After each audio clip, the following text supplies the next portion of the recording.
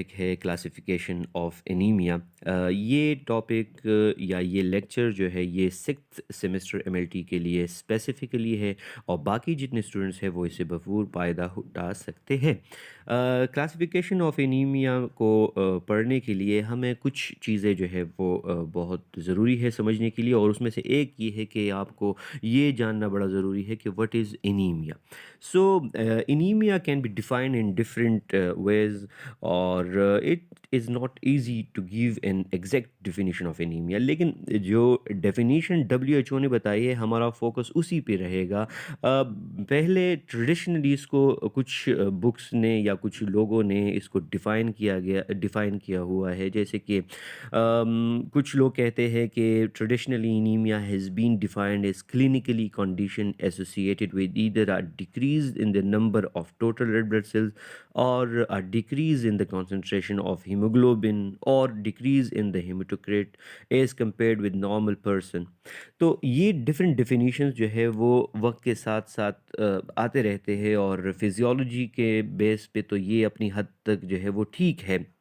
लेकिन जब हम हेमेटोलॉजी में बात करते हैं तो हेमेटोलॉजी में फिजियोलॉजिकल डेफिनीशन और एनालिटिकल डेफिनीशन से हट के हम बात करते हैं, और यहाँ पे जो अच्छी डेफिनीशन है वो क्या है कि low level of haemoglobin according to age and sex. क्योंकि एनीमिया जब होता है तो हीमोग्लोबिन बच्चों के अंदर डिफरेंट है, और एडल्ट्स के अंदर डिफरेंट है, और फीमेल के अंदर डिफरेंट है, मेल के अंदर डिफरेंट है।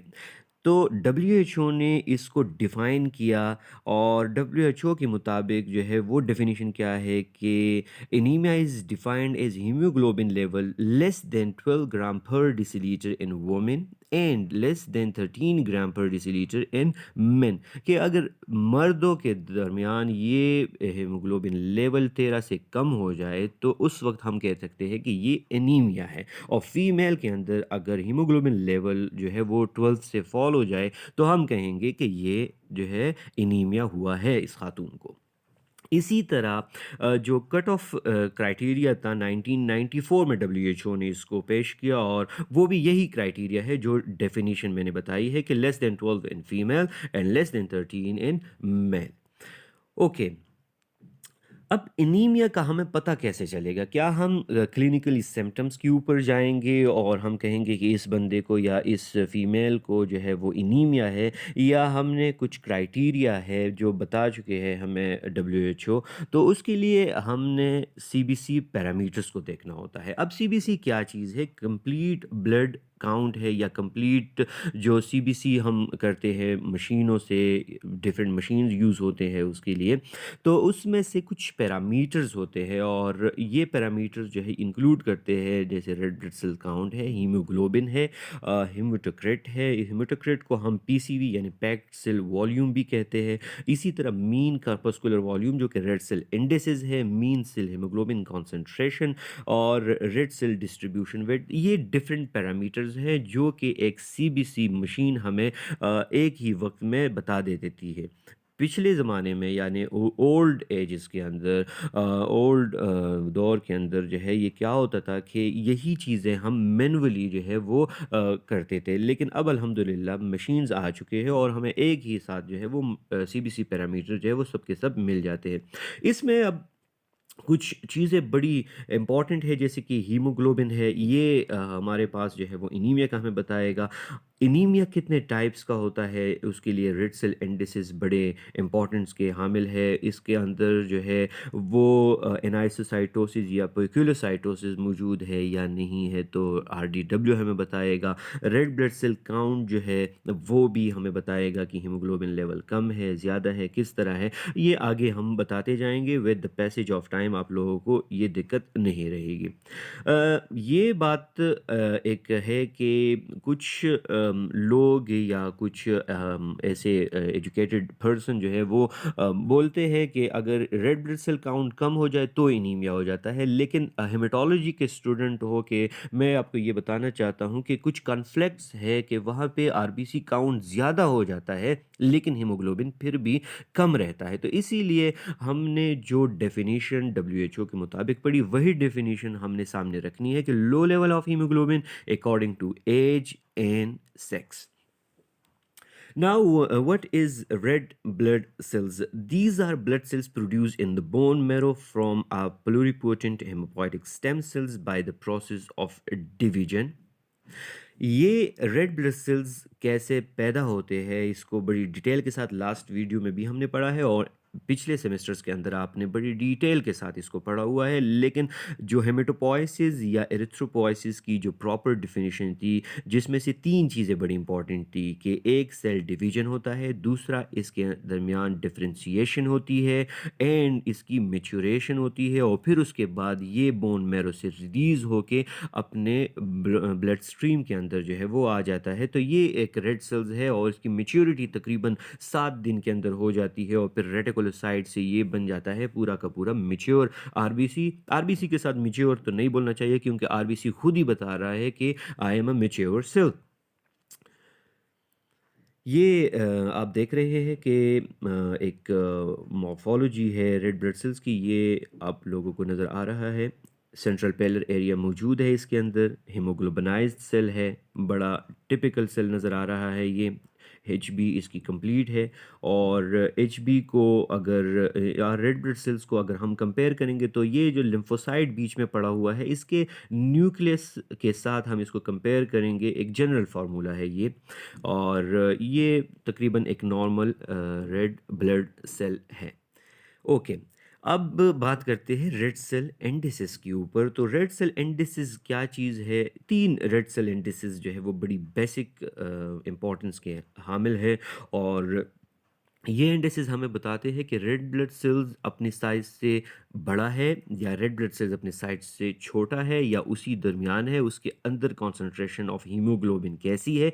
तो the first one is mean corpuscular volume या मीन सेल वॉल्यूम भी इसको कहते हैं। It is the average volume of red blood sales. RBC के अंदर जो एवरेज वॉल्यूम है हीमोग्लोबिन का वो इसका एक रेड सेल इंडेक्स है।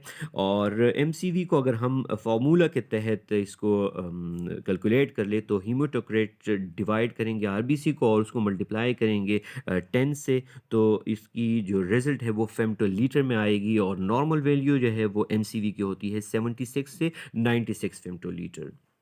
इसी तरह mean corpuscular haemoglobin, so the average content of haemoglobin in average red blood cell, it is directly proportion to the amount of haemoglobin and red blood cell size. और इसको हम कैसे calculate करेंगे? Haemoglobin divide by RBC, और इसको हम calculate करेंगे 10 के अंदर 10 के साथ और इसका रिजल्ट जो है वो पिकोग्राम में आता है। पीजी पिकोग्राम को ही कहते हैं और नॉर्मल वैल्यू जो है वो उसकी है 27 से 32 तक। इसी तरह मीन कॉर्पस्कुलर हीमोग्लोबिन कॉन्सेंट्रेशन है जिसको आम तौर पे या रिजल्ट के अंदर आप लोग देखेंगे कि MCHC लिखा हुआ होता है। So it is the expression of average concentration of haemoglobin per unit volume of red blood cells. और इसको अगर डिफाइन किया जाए तो ratio of the weight of haemoglobin to the volume of the RBC. और MCHC को हम divide करेंगे हीमोग्लोबिन डिवाइड बाय HCT और इसको मल्टीप्लाई करेंगे हंड्रेड्स के, क्योंकि ये परसेंटेज में दिया जाता है। ये पूरा एक रेशो है वेट ऑफ हीमोग्लोबिन और वॉल्यूम ऑफ आरबीसी के साथ, और इसकी जो परसेंटेज है वो होगी 32 टू 36%। नॉर्मल वैल्यूज़ को अगर देखा जाए तो डिफरेंट लेबॉर्ट्री जो है वो डिफरेंट नॉर्मल वैल्यूज़ देते हैं, लेकिन रिकमेंडेड जो रूल है, जो रिकमेंडेड हमारे पास वैल्यूज़ है वो यही है कि हीमोग्लोबिन 13 से 17 ग्राम पर डेसीलीटर होता है मेल के अंदर, फीमेल के अंदर ये लो होता है। उसकी डिफरेंट वजूहात है जो कि हम एक लेक्चर के अंदर इस पे भी बात करेंगे इंशाल्लाह। Red blood cell count 4.5 to 6.5 million तक होता है। ये एक रफ सी नॉर्मल वैल्यू है, लेकिन जो पाकिस्तान में हमारे पास यहाँ पे नॉर्मल वैल्यूज़ आ रही है तो उसी को हम फॉलो करेंगे। Okay, approach toward anaemia. हमारा जो बेसिक ये सीबीसी के पैरामीटर समझना, एमसीवी, एमसीएच, एमसीएचसी को समझना और एनीमिया को समझना, ये बेसिकली हम एनीमिया की तरफ ही आ रहे थे कि हमने एनीमिया को अप्रोच कैसे करना है। क्या अगर कोई बच्चा जो है उसकी हीमोग्लोबिन लेट्स सपोज़ 17 है तो उसको हम क्या कहेंगे कि ये एनीमिया है या नहीं है? क्योंकि हमें पता होना चाहिए कि बच्चों के अंदर हीमोग्लोबिन लेवल नॉर्मल कितना होता है। इसी तरह अगर कोई एडल्ट फीमेल है और वो प्रेग्नेंट है तो उस वक़्त हम क्या कहेंगे कि ये एनीमिया है उसको या नहीं है। तो अप्रोच अगर हम करेंगे एनीमिया की तरफ तो पहले हमने एनीमिया के सिम्पटम्स को देखना होता है। कि एनीमिया के सिम्पटम्स जनरली सिम्पटम्स इसके क्या है कि जो हेडेक अगर किसी को होता है या उसकी जो फेस है वो बिल्कुल पेलर हो चुकी है, इसी तरह उसको फटीग हो रहा है, उसको नाउसिया हो रहा है, इसको वोमिटिंग की फीलिंग आ रही है, तो हम कह सकते हैं कि इसके सिम्पटम जो है वो एनीमिक है। अब उसके बाद हमने उसकी सीबीसी कर ली, यहाँ पे उसकी सीबीसी कर ली तो ये हमें पता चला कि हीमोग्लोबिन जो है वो कॉन्सन्ट्रेशन उसकी कैसी आ रही है, हीमोग्लोबिन नॉर्मल से लो आ रहा है या नॉर्मल से हाई आ रहा है, किस तरह आ रहा है।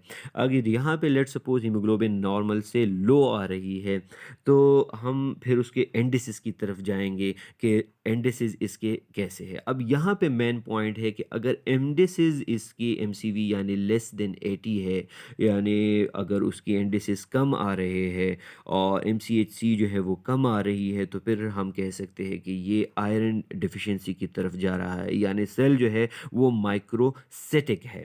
इसी तरह अगर एमसीवी जो है वो अपने नॉर्मल में ही रह रहा है, 80 टू 96 ही रह रहा है, तो हमें पता चलेगा कि ये नॉर्मोसेटिक जो है उसकी तरफ जा रहा है और इसके सर्टेन काजेज़ जो है वो फिर मौजूद हैं। इसी तरह अगर एमसीवी मोर देन 98 पर आ रहा है, फेमटोलीटर आ रहा है, तो इट्स मीन कि सेल्स आर नाउ मैक्रोसिटिक और ये फिर हमें मैक्रोसिटिक एनीमिया की तरफ लेके जा रहा है। तो सिंपल अगर इसको हम समराइज कर लें तो सबसे पहले आपने एक पेशेंट के अंदर उसके सिम्टम्स देखने हैं, उसके बाद आपने उसकी हीमोग्लोबिन करनी है। हीमोग्लोबिन लो आ जाता है तो आपने फोकस करना है उसके रेड सेल इंडिसेस के ऊपर, और रेड सेल इंडिसेस जब आपके पास अगर हाई है इट्स मीन के वो फॉल करता है मैक्रोसिटिक के अंदर, अगर लो आ रहा है इट्स मीन के वो माइक्रोसिटिक की तरफ जा रहा है, और उसके इंडिसेस जो है वो नॉर्मल है लेकिन फिर भी एचबी उसकी कम आ रही है, तो then they are certain causes of normochromic नॉमोसिटिक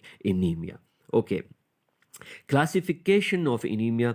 so anaemia जो है वो हम क्लासिफाई करते हैं in different ways, and anaemia can be classified in many ways. However, traditionally they are grouped by their morphological characteristic or by their etiology. The morphological classification deal with the size of the red blood cells and their hemoglobin concentration, where the etiological classification is concentrated with the cause of anemia, that is the pathophysiology, mechanism, and responsibility for the red blood cell defect.